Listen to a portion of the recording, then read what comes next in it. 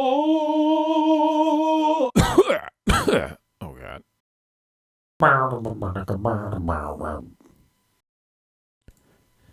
Hello, ladies and gentlemen. Gavesty here.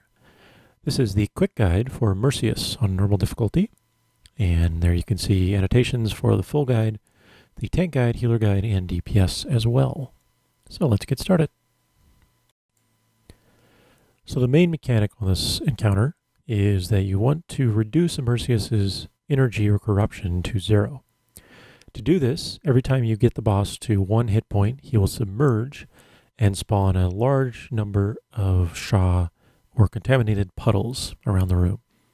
These puddles need to either be killed by your DPS, who will attack the Sha puddles, the darker colored ones, while your healers will heal the lighter colors contaminated puddles.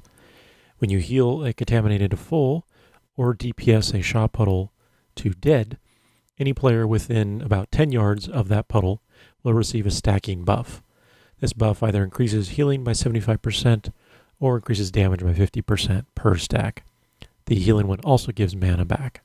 So, the goal here is when Immerseus submerges, your raid needs to spread out around the room and kill off or heal your basic quadrant of puddles that have spawned as quickly as you can, making sure to be within melee range of the puddles that initially are defeated so you get that stacking buff and can defeat the subsequent puddles that much quicker. Now once the submerge phase is progressing, the puddles that reach Immerseus that are not defeated in some way, so either that are not killed or not healed to full, will cause damage to the raid. And this damage can get uncontrollably high if your ability to kill or defeat the puddles is not very strong. So each of the Sha puddles will deal about 75,000 damage to the raid if they reach Immerseus without being killed, and the healer contaminated puddles will deal about 30,000, a little under half that. So if your raid is having trouble defeating the majority of the puddles during this phase, it's a good idea to use personal and or raid cooldowns as the puddles are approaching the center where Immerseus stands. But if you can get most of them or all of them, then you won't have any extra damage to deal with, and things will be just smooth sailing. Now a few quick tips for dealing with the puddles, since this is the key mechanic for this encounter. The first is to just watch where the puddles are aiming or where they're clumped up when they actually shoot out of the center after Immerseus submerges. So by looking where they're actually firing toward, you can get in position where they're going to land before they actually arrive and quickly start healing or bursting them down. The second is to use movement increasing effects, especially after they spawn and they're starting to move toward the center. You want to ensure that you are near those puddles that you're defeating when they die, so you get that buff. Third is to use high bursts or personal cooldowns to make sure that you defeat that first puddle as quickly as possible, because the sooner that the first one is killed or healed to full, the sooner you can get that stacking buff going, and the subsequent puddles will become easier to deal with. And then finally, for healers especially, use your AE heal cooldowns after you get that first puddle buff. So after you heal the first puddle, you can use stuff like Revival, which will do a huge amount of healing and perhaps even heal the majority of the puddles that are active still.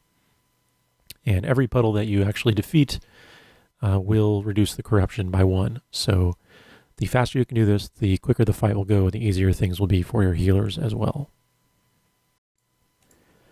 So your tanks will need to swap based on Corrosive Blast stacks, and this is a pretty standard debuff swap mechanic for mini fights, so just have the off-tank taunt when the Corrosive Blast on them fades, and just go back and forth. The last couple mechanics to watch for on this are Swirl and Sha Pools.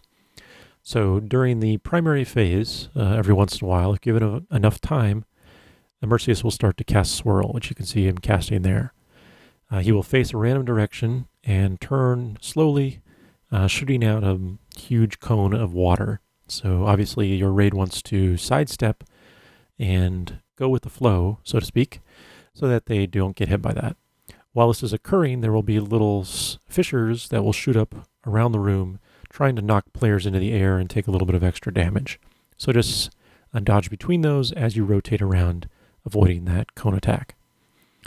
Now during the normal phase as well, a random bolt will hit players throughout the fight, and when this bolt connects, it will drop a puddle of Sha badness underneath you.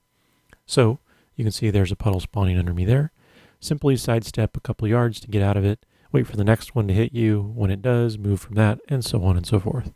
These puddles will be sucked up when the submerge phase begins, so the room basically clears itself out after that. And with that, that's all the basics you need to know for Immerseus normal difficulty. As usual, good luck, and thanks for watching.